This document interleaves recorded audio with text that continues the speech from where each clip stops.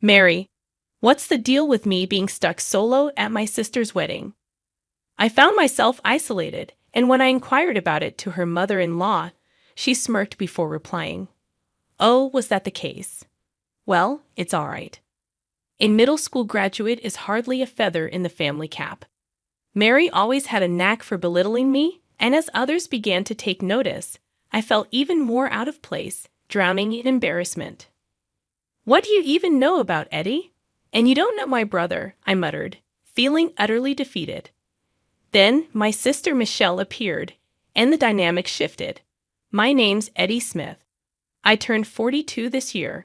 I began unraveling the story of our upbringing. Ever since our parents passed away in a car accident when we were kids, Michelle and I, just a year apart, were raised by our grandparents. Though we felt vulnerable without our parents, our grandparents filled our lives with love, ensuring we never felt alone.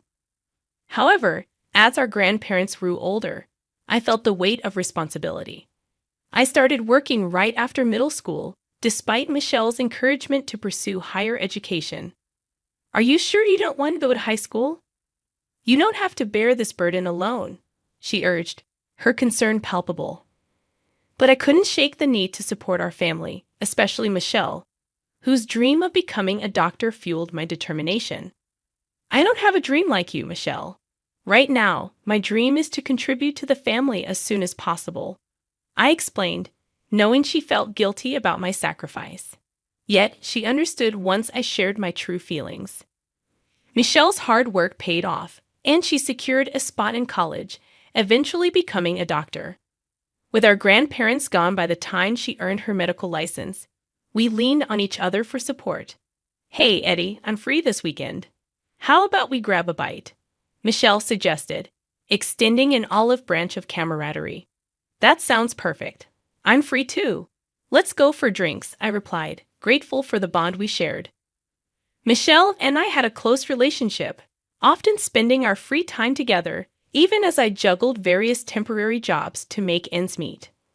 Lately, there's been someone causing me trouble, Mary, Michelle's mother-in-law. To my surprise and delight, she recently got engaged, making her my relative by marriage. Initially, based on what Michelle had told me about Mary being a gentle and modest woman, I was hopeful. Coming from a family without parents, I looked forward to our relatives coming together. However, my naive optimism was shattered at our first encounter. Eddie, you don't look as impressive as Michelle. It's disappointing that you're nothing like what I imagined being related to you would be, Mary remarked as soon as Michelle left the table. Her demeanor completely changed, and even Michelle's fiancé, Tom, remained silent as Mary continued her tirade. You know, Michelle graduated from medical school and works at the forefront as a doctor. Despite being a woman, she carries herself with such confidence. But I never heard about having such a loser brother. Mary continued, disregarding any attempt from Tom to intervene. When Mary came to announce the engagement, she was all smiles in front of Michelle. But as soon as Michelle left the room, her tone shifted, and she began berating me. I was shocked into silence by her sudden change. She looked down on me with disdain, mocking my middle school education and my job. She made it clear that having someone with my educational background as a relative was a problem for her. Despite her husband being a doctor and her working in medical administration, Mary constantly imposed unreasonable demands on me. She even went as far as suggesting that I cut ties with Michelle to avoid embarrassment for her family. I never expected to be insulted like this, especially since Michelle had expressed excitement about our meeting. Feeling embarrassed and hurt by Mary's words, I couldn't help but wonder how things got so messed up. I felt trapped, knowing that Michelle and I were each other's only blood relatives and that cutting ties wasn't an option. Throughout our conversation, Mary continued to make snide remarks, leaving me feeling even more isolated and disheartened. Since we don't live together or see each other often, I've managed to endure Mary's persistent attempts to convince me to cut ties with Michelle.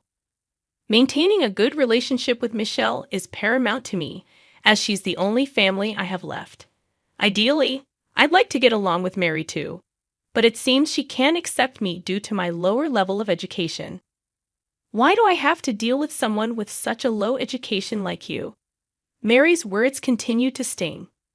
Being judged solely on my educational background makes my blood boil. Despite this, I didn't object to Michelle and Tom's marriage. Mary's persistence in trying to separate us has only intensified since their wedding date was set. Reluctantly, I prepared for the wedding, knowing I couldn't miss such a significant family event despite my apprehensions. Upon arrival at the venue, I was shocked to find myself seated alone at the back, contrary to what Michelle had assured me. Mary's presence only added to my discomfort, her judgmental gaze making me feel even more out of place. Eddie, you're looking quite shabby today. Couldn't you even prepare proper attire for a wedding? Mary's tone was as cutting as ever as she berated me for my appearance. Asking her about my isolated seating only elicited a smirk from her, followed by her disparaging remarks about my education. The humiliation was unbearable, and I couldn't help but feel the weight of her scornful words. Despite my attempts to reason with her, Mary's insults only grew more heated, culminating in her insistence that I leave the wedding altogether. Her disdain for me was palpable, leaving me no choice but to endure her verbal onslaught in silence. Filled with the desire to escape, I made a silent vow to sever ties with Mary once and for all. However, before I could make my exit, Michelle approached me, unaware of the turmoil brewing within me. Before I could utter a word to Michelle, Mary interjected, dismissing me as a failure of a brother and suggesting that I leave. Michelle, however, defended me, citing how I had supported her journey to becoming a doctor. Despite her protests, Mary continued to belittle me, claiming that our family was now part of the upper class, unlike me. As the tension escalated, Peter, Michelle's fiancé, intervened, urging us to stop causing a scene. Mary, desperate to shift the blame onto me, attempted to convince Peter that I was at fault. But before she could succeed, Dr. Williams, the hospital director, approached me with gratitude for a past encounter. Mary couldn't contain her shock as Dr. Williams praised me and offered me a position at the hospital. Recalling how I had assisted him during a crisis on the street, Dr. Williams expressed his admiration for my proactive nature. His offer of employment was a turning point for me, as I had been struggling to find a stable job. Grateful for the opportunity, I accepted Dr. Williams' offer and embarked on a new chapter in my career. Despite facing challenges, I worked diligently and obtained certifications in medical administration and secretarial duties. Dr. Williams continued to support and guide me, ultimately changing my life for the better. He was the one who saved my life. My brother was indeed very grateful for your help. Michelle expressed her appreciation to Dr. Williams. To my surprise, Peter had met me a few times at meetings, being aware of the situation. However, Mary, who had always looked down on me, probably didn't know. Her shock was palpable upon hearing about my relationship with Dr. Williams. What the hell? A middle school graduate like him becoming an executive secretary at the headquarters? Impossible, Mary exclaimed in disbelief. She seemed unable to fathom that someone they had dismissed as a middle school graduate could hold such a prestigious position. In her eyes, my achievements seemed like deception, and she dismissed even my ability to speak German as mere showing off. The headquarters, a gathering place for the group's top talents, was a realm of the elite. Mary struggled to comprehend how someone like me could belong there. Until now, Mary had refrained from openly speaking ill of me in front of Michelle. But today, it seemed she couldn't contain her disdain any longer. Her insults were directed at me, regardless of who was present.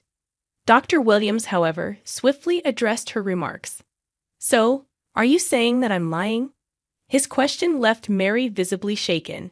He made it clear that he didn't judge people based on their educational background. Eddie, indeed, has been demonstrating his capabilities adequately at the hospital, Dr. Williams affirmed, his words warming my heart. I had always been somewhat conscious of my educational background, and Dr. Williams' recognition of my efforts meant a lot to me. However, Mary couldn't accept my achievements and dismissed them as underhanded tactics. She insisted that she could do her job better than me and accused me of deceiving everyone.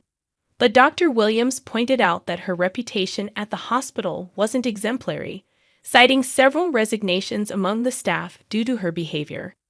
Under Mary's continued uproar, Dr. Williams coldly retorted, questioning her integrity regarding the misuse of funds at the affiliated hospital. Mary was visibly shaken, showing signs of panic as Dr. Williams confronted her about the financial discrepancies. Peter denied any involvement in the misuse of funds, prompting Dr. Williams to announce a thorough investigation. Mary pleaded desperately, but her son Tom refused to cover for her any longer, expressing his desire to succeed as a doctor independently. Disappointed by Mary's actions, Dr. Williams emphasized the importance of cherishing those around them, declaring that someone who couldn't uphold such values had no place in his hospital. Mary, realizing the gravity of the situation, turned to me for help, but I had reached my limit. "I've never been considered family by you," I asserted, refusing to associate with someone who only found their worth by looking down on others. Michelle, standing behind me, nodded in agreement, signaling her support. The wedding proceeded without Mary, and at Dr. Williams' behest, she was dismissed from the company for embezzlement of funds. During her divorce proceedings, her affair with a male nurse was exposed, leading to her downfall and destitution. Michelle apologized to me and promised to cut ties with Mary, reaffirming our bond as family. Despite the challenges, I continue to work hard every day, valuing family and being grateful to those who support me, including Dr. Williams.